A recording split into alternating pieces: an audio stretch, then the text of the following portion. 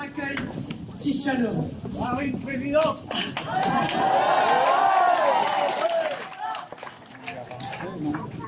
Nous vivons une drôle de campagne municipale. Une campagne où l'on croise des fantômes. Ces fantômes de candidats qui le sont du bout des lèvres et qui n'ont l'air d'être d'aucun parti. Vous aurez remarqué notamment que les socialistes ne font pas campagne. Ou quand ils font campagne, ils se gardent bien de dire qu'ils la font au nom du Parti socialiste. Voyez d'ailleurs ces affiches nombreuses en France de candidats socialistes où le logo du PS a mystérieusement disparu. Ici même à Lyon, Monsieur Collomb, socialiste, moi, c'est plus compliqué que ça. Quant à l'UMP, elle n'est guère plus visible, guère plus présente.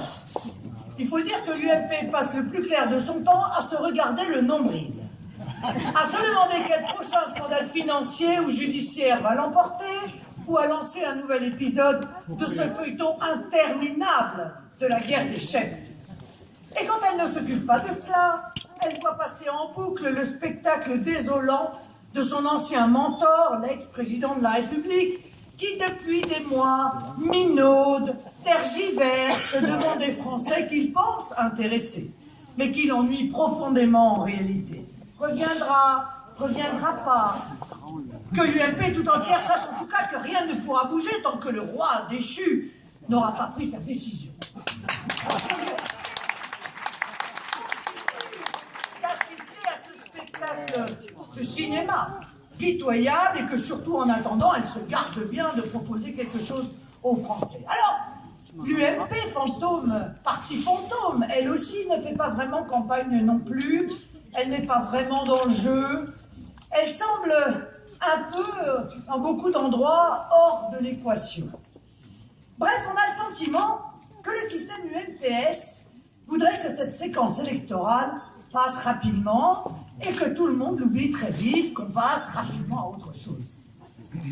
Si le système UMPS ne fait pas campagne, ce n'est pas seulement par honte de lui-même. Ce n'est pas seulement parce que l'UMP est un champ de ruines, sans idées, sans liqueur, sans avenir. Ce n'est pas seulement parce que le PS n'est plus que l'ombre de lui-même, aux abonnés absents du débat d'idées, lestés par l'impopularité d'un pouvoir déjà aux oubliettes de la confiance populaire. Si le système UMPS ne fait pas campagne, c'est aussi et surtout qu'il a un secret espoir. Il souhaite que l'abstention soit la plus élevée possible. Car l'abstention, mes chers amis, est l'ami du système, et même sa meilleure amie.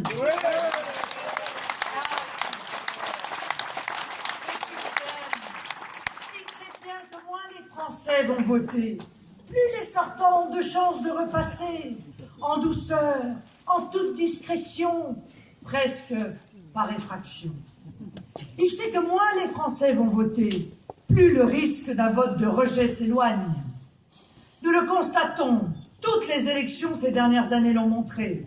L'abstention profite au parti du système. C'est très simple à comprendre. Ceux qui veulent le changement sont souvent tellement déçus par la classe politique qu'ils ont la tentation de rester chez eux le jour des élections, pensant que l'abstention sera un moyen d'exprimer leur volonté de changement. Mais ceux qui pensent cela se trompent lourdement. Ils se font abuser par une interprétation totalement erronée de l'abstention et de sa signification politique. Ceux qui veulent le changement doivent à l'inverse, s'ils veulent être entendus, aller voter. Ils doivent absolument comprendre que leur abstention fera les délices du système et que contrairement aux commentaires médiatiques complètement artificiels, leur éventuelle abstention ne sera pas du tout prise en compte par le gouvernement. Elle ne l'est jamais.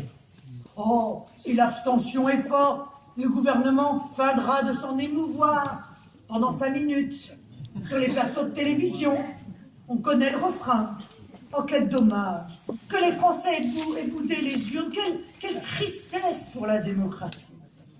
Mais une fois les caméras éteintes, les mêmes qui auront versé quelques larmes de crocodile déboucheront le champagne parce qu'ils auront sauvé les meubles.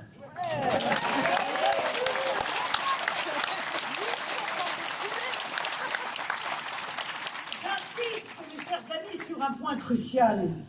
Il ne faut jamais se dire, où qu'on habite en France, que son vote ne changera rien, que son vote est inutile, et que si l'on ne va pas voter, c'est pas grave, parce que d'autres voteront de toute façon, qu'ils choisiront à notre place le futur maire en place. Non, chacun doit bien comprendre que l'enjeu de ces élections, dans chaque commune, dépasse largement le choix du maire. Il va bien au-delà. Il ne faut pas hésiter à le dire. Le vote des municipales aura une signification largement plus forte. Il sera un vote national. Oui, je le dis haut et fort aujourd'hui. Dans chaque commune, quelles que soient les considérations locales, le vote des Français à l'occasion de ces élections municipales aura une signification politique forte. Car, mes chers amis, la sanction du gouvernement socialiste passe aussi par le vote aux élections municipales. La popularité du gouvernement, ce n'est pas que l'affaire des sondages. Ce ne sont pas que des pourcentages sans conséquences réelles sur la marche du pouvoir. C'est aussi le rejet massif et légitime dans les urnes de tous les représentants du camp au pouvoir. Ce doit être cela. Et nos efforts dans cette campagne visent aussi cela.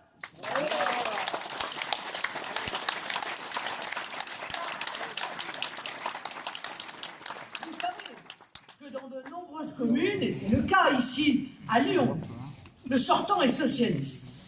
La France compte d'ailleurs un nombre impressionnant de mairies socialistes, dans des grandes villes, mais aussi dans des villes de taille moyenne.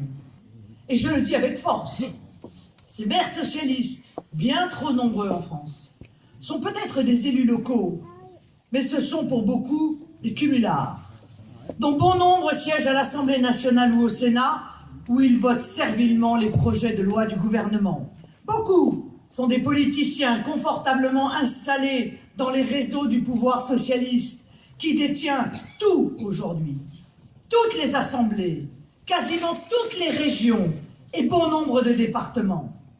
Mais un point rassemble tous les maires socialistes de France, quelle que soit la commune, quelle que soit la situation locale, quels que soient leurs autres mandats, tous ces maires socialistes sont en réalité chacun à sa place, chacun dans son fief, des petites répliques de François Hollande.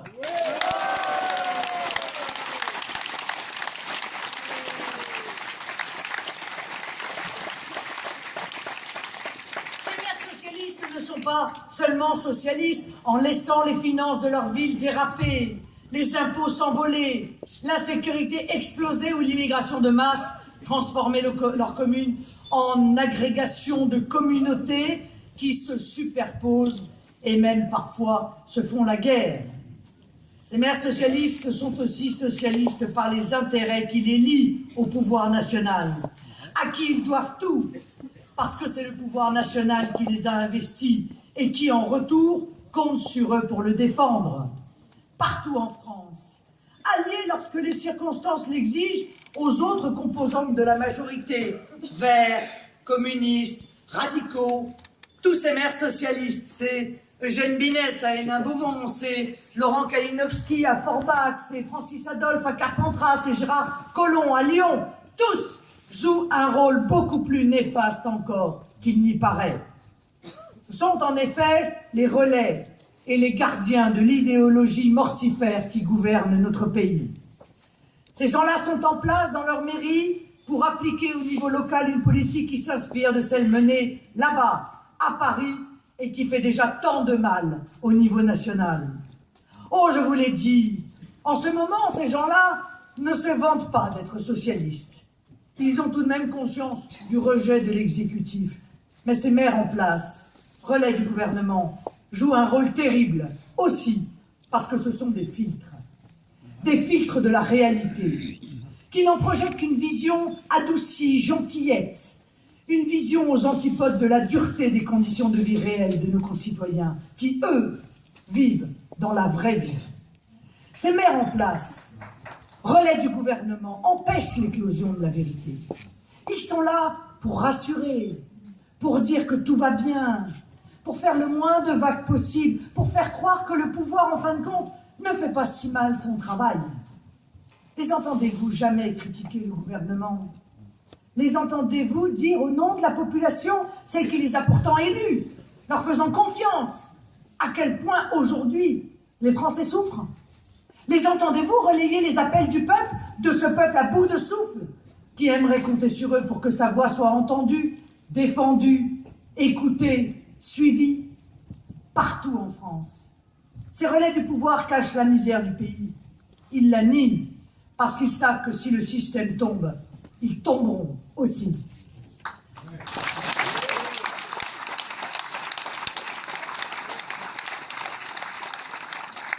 Les demandeurs d'asile, les clandestins qui cherchent à rester dans notre pays en abusant de ce droit aujourd'hui dévoyé, ils s'empressent de leur ouvrir les hôtels, de nier les problèmes d'insécurité qu'ils causent.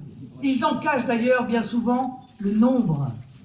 Ils ne pratiquent pas la transparence à ce sujet et ne répondent jamais aux questions de leurs administrés qui sont pourtant légitimement inquiets. Ce n'est pas un problème pour eux, parce que ce n'est pas un problème pour François Hollande et son gouvernement.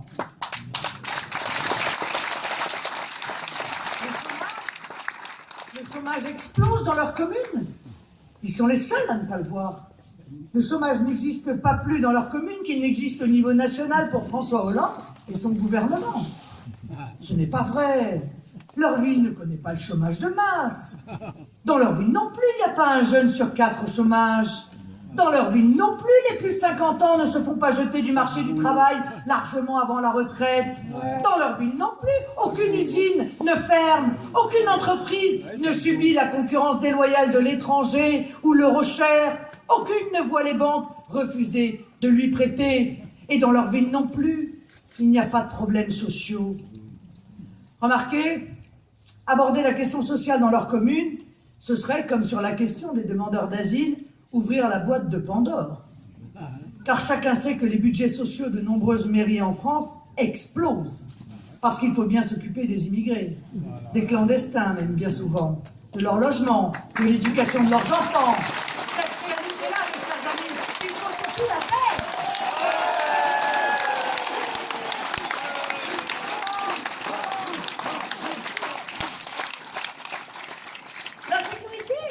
Une chimère.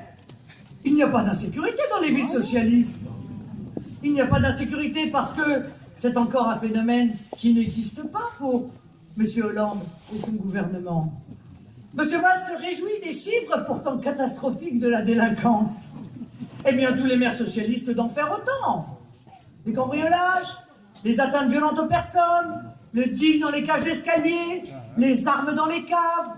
Tout cela n'est que fiction, tout cela ne peut exister dans une république tenue par les socialistes. Le communautarisme, ils n'avoueraient jamais que cela puisse exister dans leur commune. Parce qu'à l'image de François Hollande et du gouvernement, ils pensent que l'immigration de masse est un bienfait, qu'elle enrichit la France et qu'elle ne cause aucun problème d'identité. Non, le communautarisme et tous ses dangers, ces revendications insensées qui mettent à mal la République, la laïcité, l'harmonie française, tout cela n'existe pas. Tout cela doit être tu, comme le reste, mes chers amis. Ah.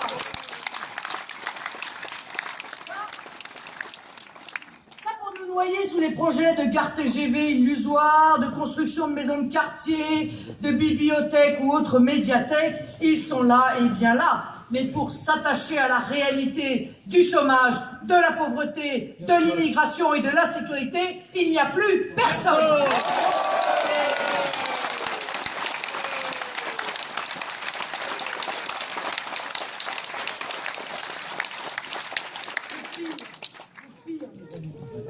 Le pire, c'est qu'ils savent tout ça.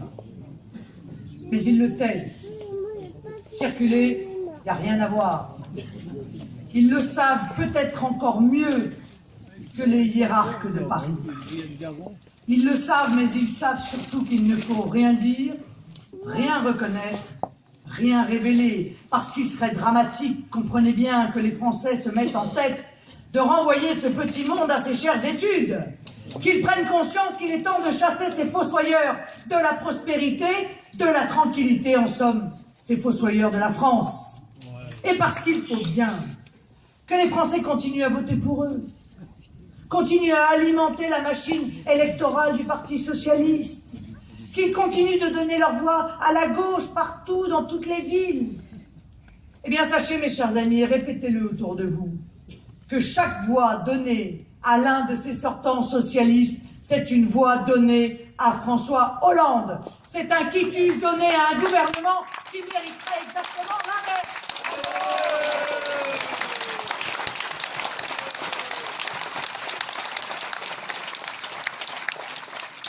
Ce qui mérite François Hollande, son gouvernement et tous ses petits valets locaux, c'est une bonne déroute électorale, un avertissement à la hauteur.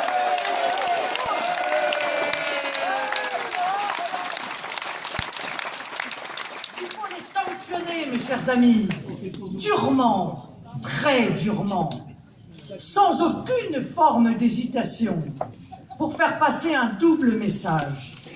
Nous n'en pouvons plus de votre gestion désastreuse des villes, nous n'en pouvons plus de François Hollande et nous voulons exprimer notre souhait de changement. C'est cela le message qu'il faudra envoyer lors de ces municipales. Et pas par l'abstention, mais bien par le vote pour le candidat patriote qui se présente dans votre commune.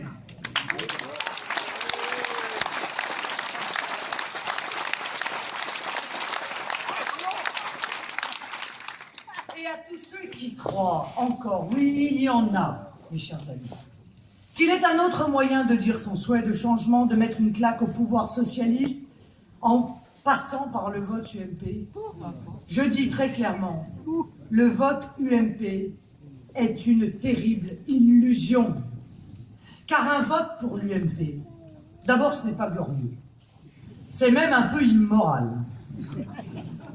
Passer dans l'opposition ne peut pas être faire un tour dans la machine à laver quand même, qui par l'opération du Saint-Esprit ferait disparaître tous ces soupçons de conflits d'intérêts, d'enrichissement personnel, de magouilles diverses et variées. On ne peut pas considérer que l'on fait disparaître dans le chiffon des eaux usées les Guéants, Karachi, l'argent de la Libye, l'affaire Pérol, les sondages Buisson, le puits Calal.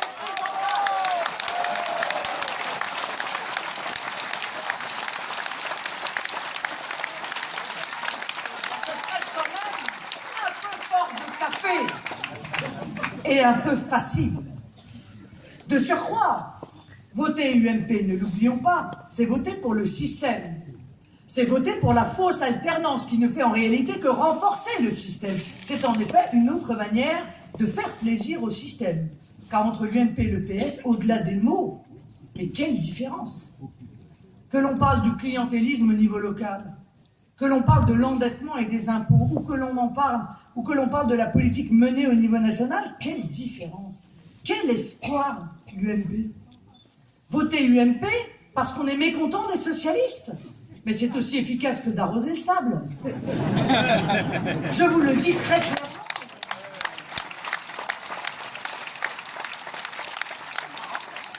Vu la ruine intellectuelle et morale aujourd'hui de ce parti, vu le souvenir douloureux que chacun garde quand même de la décennie que ce mouvement a passé au pouvoir, vu la disqualification politique aujourd'hui des dirigeants de ce parti, vu la collusion qui existe entre ce parti et l'autre aujourd'hui au pouvoir, l'UMP ne représente aujourd'hui en rien une alternative crédible ou espérée. Et d'ailleurs, personne, 3 semaines après les élections municipales, ne se souviendra du score de l'UMP. Votez pour l'UMP. Rappelons-le aussi, parce qu'il faut bien préciser les choses. C'est voter pour des candidats qui, de toute façon, la plupart du temps, appelleront à voter PS quand ils ne seront pas au second tour.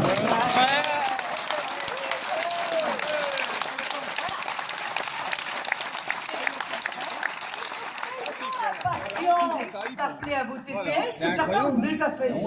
3 semaines avant le premier tour. Dans le Pas-de-Calais, en Moselle et même dans le Vaucluse. Déjà des candidats UMP avant le premier tour. Ça, honnêtement, c'est une nouveauté quand même. En général, ils attendaient le premier tour. Non, là, c'est avant le premier tour. Ils indiquent qu'il faudra se dépêcher de voter socialiste au second tour, parce que le Front National est en position de l'emporter. Chez moi, à Hénin-Beaumont, c'est encore pire. L'UMP a investi un ancien adjoint d'Allongeville, le maire PS repris de justice.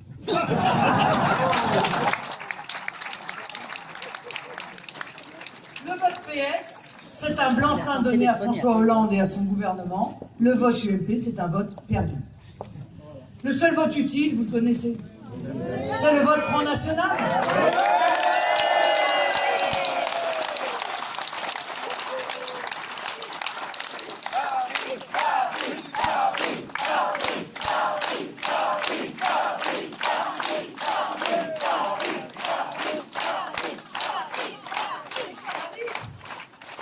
C'est un vote utile pour 1000 raisons.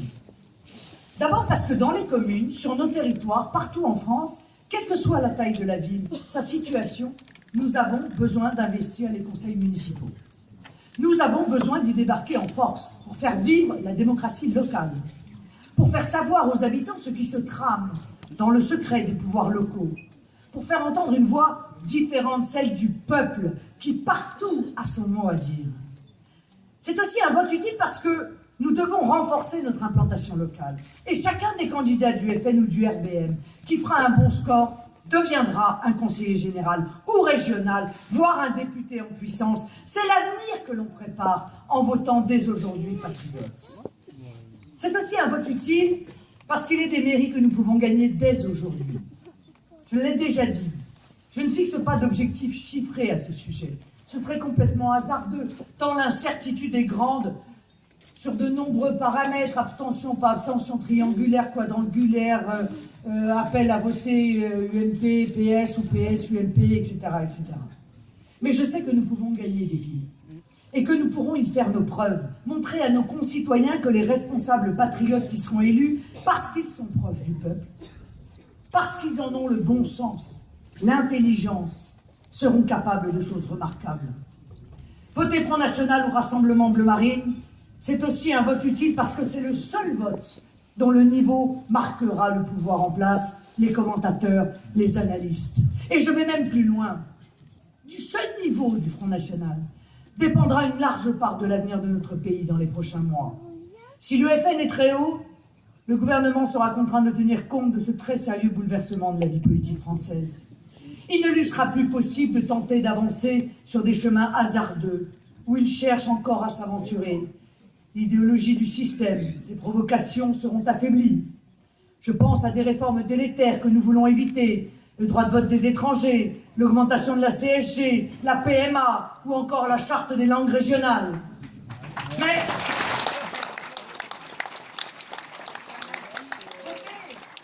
Front National ou Rassemblement Bleu Marine, c'est aussi renforcer notre mouvement pour toutes les échéances prochaines, sénatoriales, régionales, cantonales, législatives et présidentielles.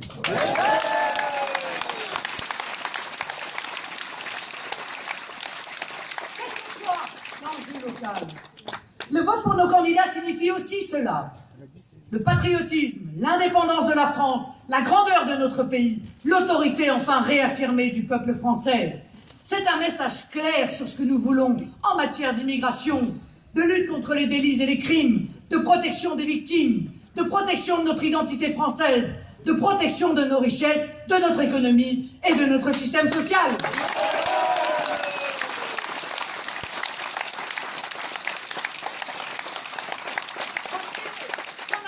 Rassemblement Bleu Marine, c'est avancer nos positions avant les élections européennes où il faudra transformer l'essai des municipales et tenter de monter sur la première marche.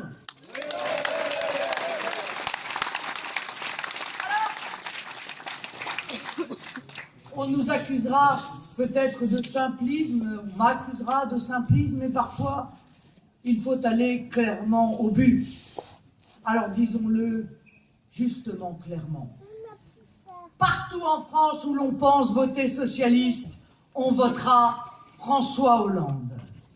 Partout où l'on hésite encore à voter UMP, que l'on sache que l'on votera en réalité pour Jean-François Copé. Et partout où l'on votera Front National, où l'on fera ce choix patriote, ce choix du vote utile, on votera Bleu Marine. On votera Marine.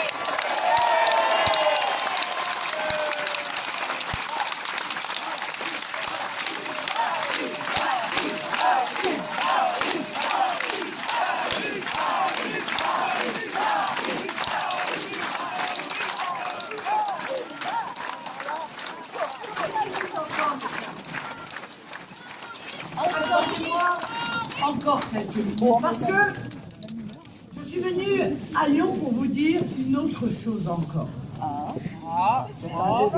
Je me suis rendu compte avec le temps, et je le vérifie désormais de jour en jour, que nous ne nous battons pas simplement contre un système de pensée, le mondialisme, et avec lui contre une politique qui ruine une bonne partie de notre peuple, coupe ses racines et détruit sa civilisation, comme il ruine et détruit les peuples de l'Europe. C'est déjà beaucoup, en fait, d'adversaires. Mais nous nous battons aussi contre un autre ennemi, plus insidieux, plus impalpable, et qui pourrait bien rendre nos malheurs irrémédiables. Je veux parler du pessimisme.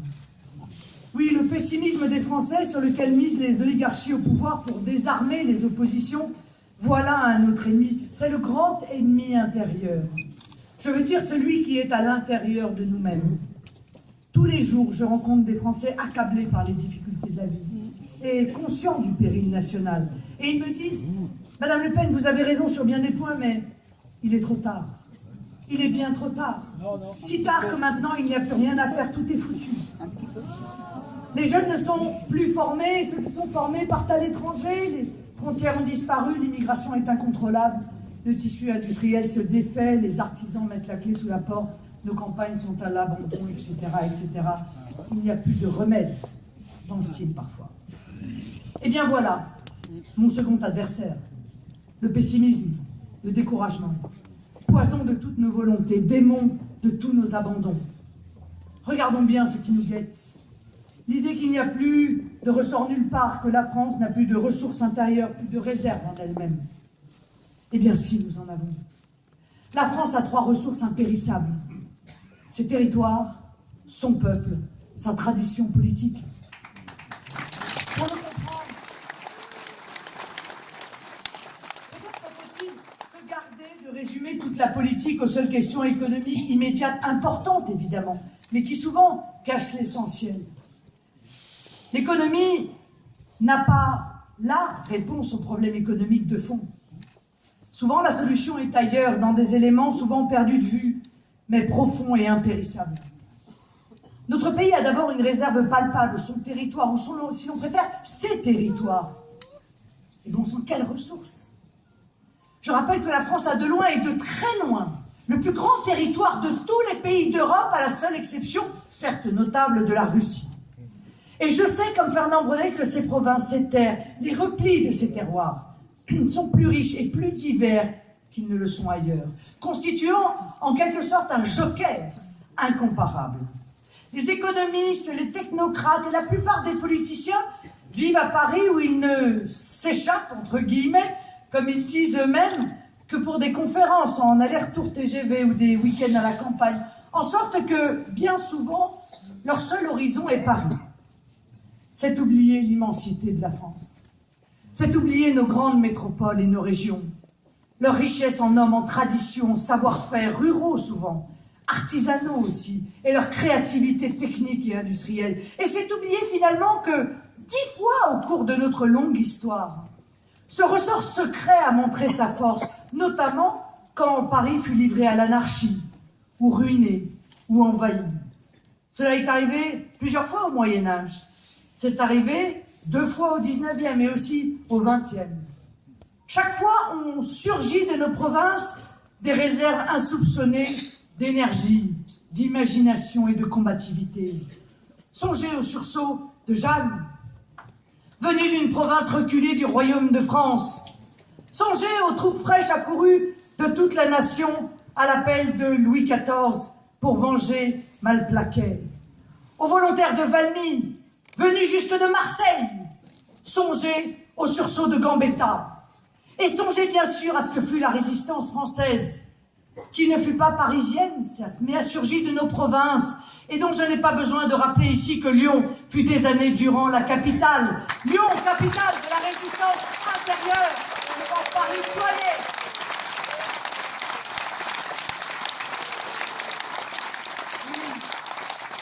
La France a des ressources, mes chers amis, elle le sait bien, en ses profondeurs, car des périls graves, comme on dit, elle en a vu d'autres. Avec son grand territoire, elle dispose d'un peuple qui n'est pas complètement englouti, qui garde l'unité forte que donne une histoire commune, une langue, des principes politiques et valeurs morales communes, bref, une grande civilisation. Or, ce peuple a toujours montré que si près qu'il soit de se dissoudre et de disparaître, il sait toujours donner le coup de rein qui le rétablit. Le dernier de ces coups de rein est récent. D'ailleurs, ce fut votre nom magnifique lors du référendum du 29 mai 2005 sur la Constitution européenne. Allons lancer comme un défi à toutes les oligarchies, presque toutes les élites et presque tous les partis. Un non à 55% qui a montré qu'il existe toujours un peuple français qui n'est pas disposé à se laisser mener dans le garage européen et détruire par la grande casse bruxelloise, passer à la moulinette mondialiste. L'histoire de France, a dit De Gaulle, est une succession de malheurs exemplaires et de succès achevés. Cela saute aux yeux de tous ceux qui lisent notre histoire sur son très long parcours. L'histoire de cette France, toujours fragile, qui s'est vue souvent perdue, mais s'est toujours ressaisie, parce que son peuple a une âme, qu'il est le tabernacle d'une grande civilisation, parce qu'il est aussi l'un des plus vieux de la terre, qu'il sait au fond de lui qu'uni, il est invincible. Alors, mes chers compatriotes, chers Français de Lyon, du Rhône et des Alpes, sachons bien que tout est encore possible. Un territoire, un peuple et une longue histoire, voilà les instruments indestructibles qui peuvent d'un coup, s'ils sont mis au service d'une grande politique nationale, changer le cours des choses et nous arracher une fois encore au chaos. D'une certaine façon, la politique, je veux dire une grande politique, délivrée des tabous idéologiques, délivrée des emprises étrangères, délivrée de l'étau des oligarques, peut toujours et de nouveau faire des miracles. Regardez la France, son histoire, sa géographie, la diversité féconde de son peuple, car nous n'avons pas attendu l'immigration de masse, n'est-ce pas, pour connaître la vraie diversité. Regardez la France et le Rassemblement national, qui, comme un nouveau sursaut venu du fond des âges, est en train d'ordonner les volontés. Regardez ce rassemblement populaire à vocation majoritaire et donc gouvernementale, dont la France va de nouveau montrer l'exemple au monde, celui d'une nation qui ne renonce pas à elle-même. Et méditez avec moi cette belle phrase d'Henri Bergson, « L'avenir n'est pas ce qui va arriver, l'avenir c'est ce que nous allons faire ». Eh bien, mes chers compatriotes, l'avenir de la France, c'est ce que nous allons faire ensemble. Oui, la France a un avenir. Oui, il est possible de changer les choses. Il faut pour cela changer les hommes. Changer les hommes au niveau national en commençant par le faire au niveau local. Et on doit sanctionner leurs émissaires. La France, mes chers amis, c'est une responsabilité qui désormais nous incombe. À nous, au peuple de France.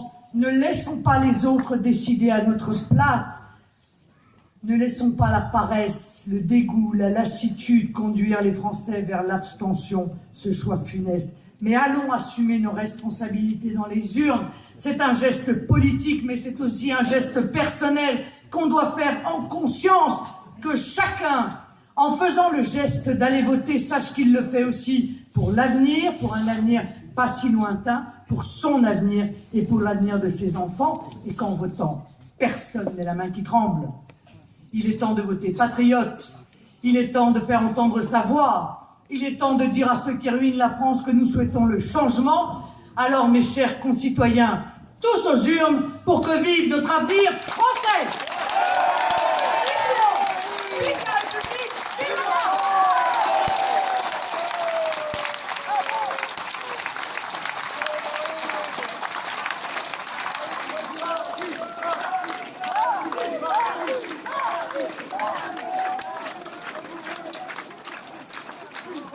Attends.